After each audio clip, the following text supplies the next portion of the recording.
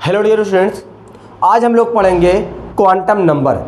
देखिए quantum number क्या होता है उसके बारे में पहले बात कर लेते हैं, क्योंकि हमको समझ में आए कि हम क्वांटम नंबर बेसिकली किस लिए पढ़ते हैं, ये कैसा नंबर है जिसके बारे में हम लोग बात कर रहे हैं।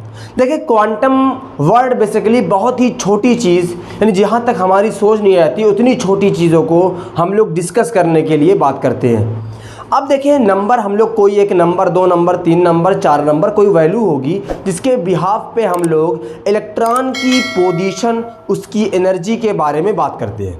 तो यानी हम लोग कह सकते हैं कि जो क्वांटम नंबर हमारे पास है ये एक ऐसा नंबर है जिससे हम लोग इलेक्ट्रॉन की एनर्जी, इलेक्ट्रॉन की पोजीशन यानी लोकेशन के बारे में सही नॉलेज हमको मिलता है। अब देखिए क्वांटम नंबर वर्ड कहाँ से आया। देखिए एक श्रोडिंगर वेव इक्वेशन है,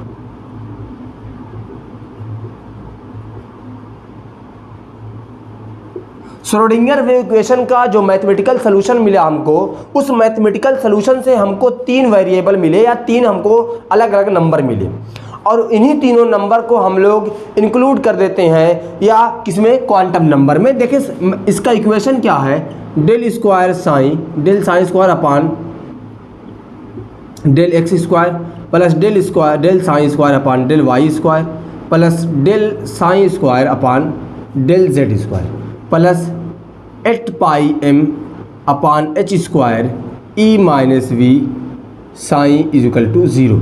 ये हमारे पास इक्वेशन है किसका, ये हमारे पास इक्वेशन है श्रोडिंगर वेव इक्वेशन का। इसको जब सॉल्व करते हैं तो हमको 3 वैल्यू मिलती है।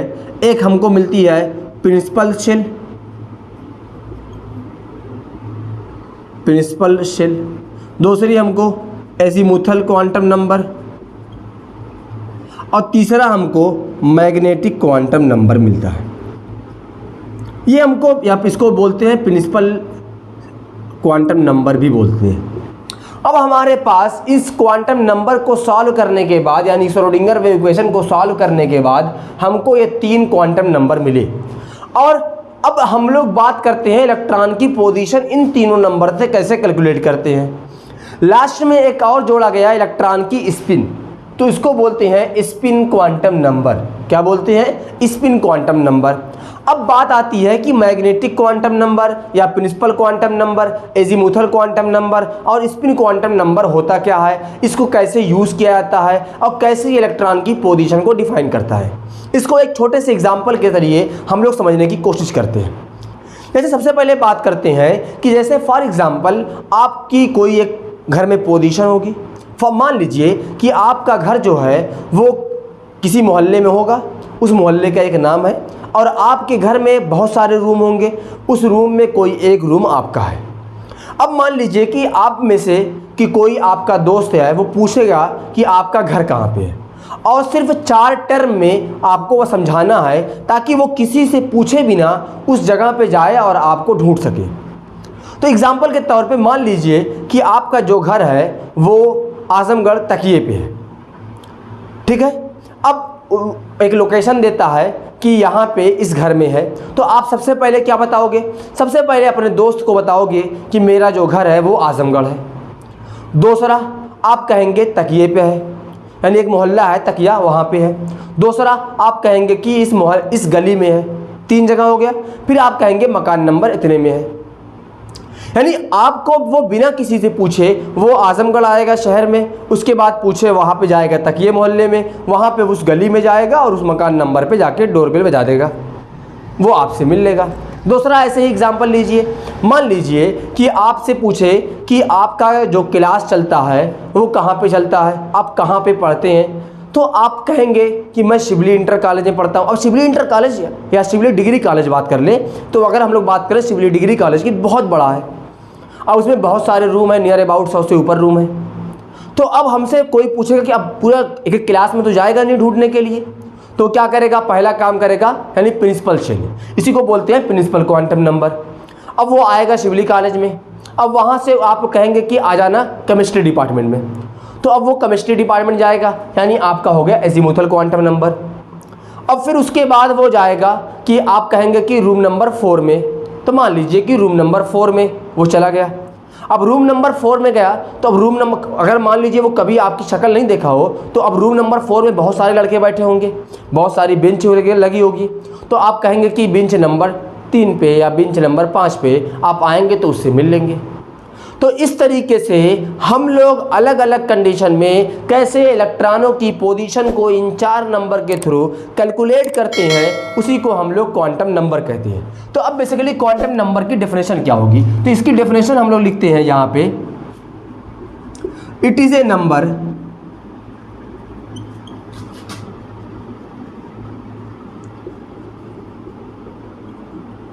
which provides the energy, position, bracket में इसको कर ले location, bracket comma spin of an electron in an orbital is called quantum number.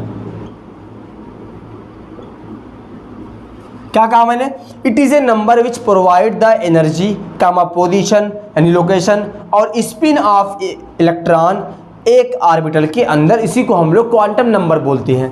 अब देखिए क्वांटम नंबर 4 होता है, इट इज 4 टाइप। पहला हमारे पास है प्रिंसिपल क्वांटम नंबर, दूसरा हमारे पास है एजीमुथल क्वांटम नंबर, तीसरा हमारे पास है मैग्नेटिक क्वांटम नंबर और चौथा हमारे पास है spin quantum number.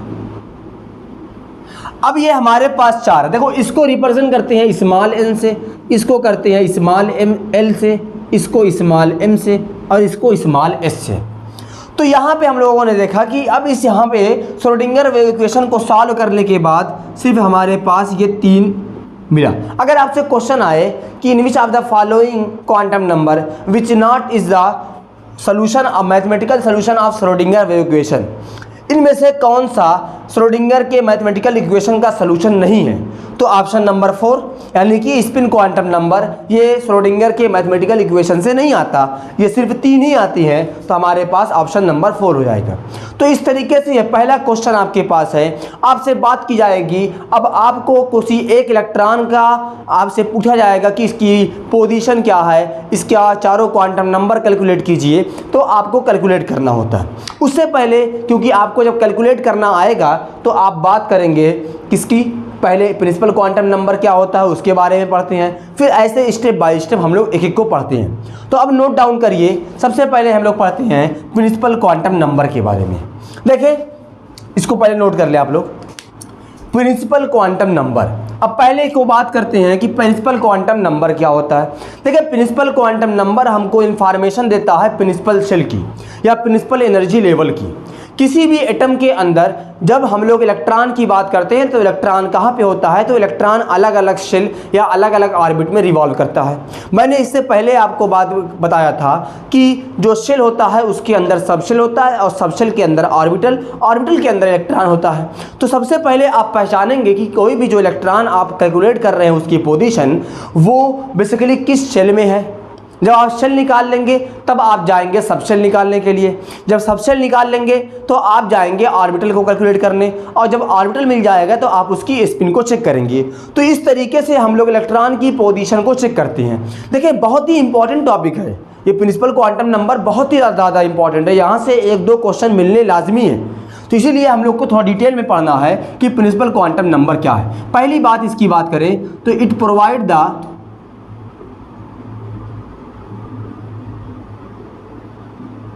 information about principal energy level that is principal shell।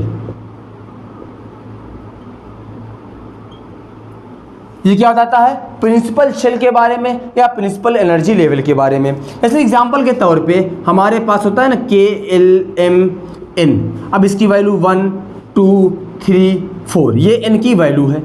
ये हमारे पास शेल का नाम है कि कौन सा के है, एल है, एम है, एन है, और उसमें उसकी वैल्यू क्या है 1 2 3 4 इस तरीके से। इसको रिप्रेजेंट करते हैं किससे, it is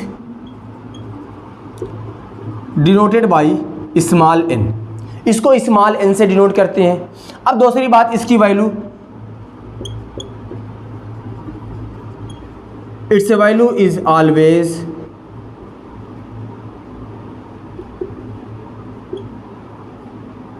integral value except 0 और फ्रैक्शनल। अब बात करते हैं, देखें जो हमारे पास n की वैल्यू है, इसकी वैल्यू हमेशा इंटीग्रल वैल्यू आती है या इसको इंटीजर बोलते हैं, लेकिन कभी भी इसकी वैल्यू जीरो नहीं हो सकती, ना ही इसकी वैल्यू फ्रैक्शनल हो सकती है। यानी अगर आपसे कोई कहे कि n की वैल्यू जीरो, तो n की वैल्यू जीरो नहीं हो सकती। रीज़न क्या है, क्योंकि अगर n की वैल्यू जीरो हो जाएगी तो इसका मतलब कि इलेक्ट्रॉन न्यूक्लियस में है। क्योंकि अगर इलेक्ट्रॉन, जैसे हम लोग जानते हैं कि हमारे पास न्यूक्लियस है, तो न्यूक्लियस के चारों तरफ इलेक्ट्रॉन रिवॉल्व करता है, और जिस पाथ पे रिवॉल्व करता है उसको हम लोग शेल या ऑर्बिट बोलते हैं। तो अगर यहाँ पे पहला है तो ये 1 नंबर होगा, ये 2 नंबर होगा। अब इसमें कहा कि n की वैल्यू ज़ीरो है, अगर n की वैल्यू ज़ीरो है तो इसका मतलब है कि इलेक्ट्रॉन न्यूक्लियस में है, और इलेक्ट्रॉन हम लोग जानते हैं कि इलेक्ट्रॉन न्यूक्लियस में नहीं होता है, न्यूक्लियस के अंदर इलेक्ट्रॉन नहीं, प्रोटॉन और न्यूट्रॉन होता है। इलेक्ट्रॉन तो उसके चारों ओर रिवॉल्व करता है, तो इसीलिए n की वैल्यू जीरो नहीं हो सकती, और n की वैल्यू कभी p/q के फॉर्म में भी नहीं हो सकती, यानी फ्रैक्शनल नहीं हो सकती। अब यहाँ पे बात करते हैं इसको हम लोग कैसे कैलकुलेट करते हैं। देखें एक एग्जांपल लेते हैं हमारे पास, जैसे मान लीजिए कि 4p एक इलेक्ट्रॉन है जो 4p2 है। अब इसमें अगर हमको कैलकुलेट करना होगा कि इसके अंदर कौन सा शेल है, यानी n की वैल्यू निकालनी है, तो देखें जो हमारे पास सबशेल होते हैं p, s, p, d, f, जो सबशेल होते हैं, इनके पहले जो वैल्यू लिखी होती है वही बेसिकली डिफाइन करती है n की वैल्यू या प्रिंसिपल शेल की वैल्यू। दूसरा एग्जाम्पल लेते हैं, जैसे मान लीजिए कि 3d। अब 3d में n की वैल्यू क्या होगी बताएं आप, 3, यानी जो s, p, d, f, इन तीनों चारों से पहले जो वैल्यू लिखी होगी यहाँ पे 1 2 3 4 5 जो भी लिखा होगा वही n की वैल्यू होगी। ये बात दूसरी। जैसे एक और एग्जांपल लेते हैं 4f, तो n की वैल्यू क्या हो जाएगी 4। तो अब आपको समझ में आया कि हम लोग किस तरीके से निकालते हैं, ये इसकी एनर्जी बताती है। मैंने कहा था कि आप लोग जब भी कैलकुलेट करिएगा, अगर हमको किसी भी शेल की या किसी भी ऑर्बिटल या सबशेल की जब एनर्जी निकालनी होती है तो हम लोग एक फार्मूला इस्तेमाल करते हैं n+l का। अगर आपने नहीं पढ़ा होगा तो आप जाएं प्लेलिस्ट में, वहाँ पे होगा अफबाउ प्रिंसिपल, और अफबाउ प्रिंसिपल में हम लोगों ने बात किया था कि n+l से कैसे एनर्जी को कैलकुलेट करते हैं। वहाँ पे एक हेडिंग मिलेगी n+l रूल, तो आई होप वहाँ से आपको क्लियर हो जाएगा। तो इसीलिए हम लोग जानते हैं कि यहाँ पे जो SPDF से पहले जो वैल्यू होती है वही डिफाइन करती है किसको, स्मॉल n को। अब इसके बारे में एक और बात करते हैं कि किसी एक शेल के अंदर मैक्सिमम कितने इलेक्ट्रॉन आ सकते हैं। अगर हमारे पास शेल का नंबर 1 है, शेल का नंबर 2 है, 3 है, 4 है, और आपसे पूछा जाए कि इस शेल में, यानी अगर आपसे कह दे कि n = 4, तो मैक्सिमम कितने इलेक्ट्रॉन इस शेल में आएंगे। आपसे ऐसे में क्वेश्चन कई सारे टेक्निक बताऊंगा कि अगर आपको शेल की वैल्यू दी हो, इलेक्ट्रॉन निकालना हो, सब शेल की वैल्यू दी हो, ऑर्बिटल की वैल्यू दी हो, तो आप इलेक्ट्रॉन को कैसे कैलकुलेट करेंगे। तो देखें हम लोग मैक्सिमम इलेक्ट्रॉन, स्टार बना ले इस पर, maximum electron present in the S shell, उसका फार्मूला होता है 2n²। क्या होता है 2n²। अब n की वैल्यू कितनी होती है 1, 2, 3, डाटा इनफाइनाइट तक होती है। अब आपसे कहे कि n की वैल्यू 4 है तो मैक्सिमम कितने इलेक्ट्रॉन आएंगे, तो मैक्सिमम इलेक्ट्रॉन = 2n², तो 2 × 4 की पावर 2। तो यहाँ पे देखें 2 × 4 × 4 यही तो होगा। अब यहाँ पे देखें 4 16 × 2 = 32 इलेक्ट्रॉन। ऐसे ही हम लोग कैलकुलेट करें n की वैल्यू 3, तो क्या हो जाएगा 2n², तो यहाँ पे 2 × 3 की पावर 2। अब यहाँ पे 2 × 3 × 3, अब यहाँ पे क्या हो जाएगा 3 3 9, 9 2 18 इलेक्ट्रॉन। अब यहाँ पे दूसरा कैलकुलेट करें, n की वैल्यू आपको 2 दिया जाए, आप बताएं कितना आएगा, इसको बताएं। n की वैल्यू 2 दिया हुआ है। देखिए जब n की वैल्यू 2 दिया जाए तो हम लोग जानते हैं कि 2n² से 2 की पावर 2, तो 2 इंटू 2 इंटू 2, 2 2 ज़ा 4, 4 2 ज़ा 8 इलेक्ट्रॉन। और अगर हमको n की वैल्यू 1 दी जाए तब इलेक्ट्रॉन कितना होगा, n², तो 2 इंटू n की पावर यानी 1 की पावर 1 और 2 इंटू 1 इंटू 1, तो आ जाएगा आपके पास 2 इलेक्ट्रॉन। तो इस तरीके से आप मैक्सिमम इलेक्ट्रॉन को कैलकुलेट कर सकते हैं। अब हम लोग यहाँ पे देखें, आप एक एक चीज़ को नोट करिएगा, कोई ऐसी चीज़ मिस ना हो, क्योंकि अभी इसी को हम लोग कैलकुलेट करके principal quantum number, azimuthal quantum number, सभी क्वांटम नंबर को हम लोग एक साथ करके पढ़ेंगे, एक साथ जो क्वेश्चन सॉल्व होंगे, तभी हमको समझ में आएगा कि प्रिंसिपल क्वांटम नंबर से कैसे और एजीमुथल क्वांटम नंबर को एक दूसरे से लिंक कैसे करते हैं। तो मिलते हैं एक नई वीडियो के साथ, यहाँ पे आप पढ़ते रहें। अब नेक्स्ट वीडियो में हम लोग क्लियर करेंगे एजीमुथल क्वांटम नंबर और बाकी जो 3 और बचे हुए हैं, यानी मैग्नेटिक क्वांटम नंबर और स्पिन क्वांटम नंबर। तो आई होप आपको क्लियर हो गया होगा। मिलते हैं एक नई वीडियो के साथ। Thank you for watching.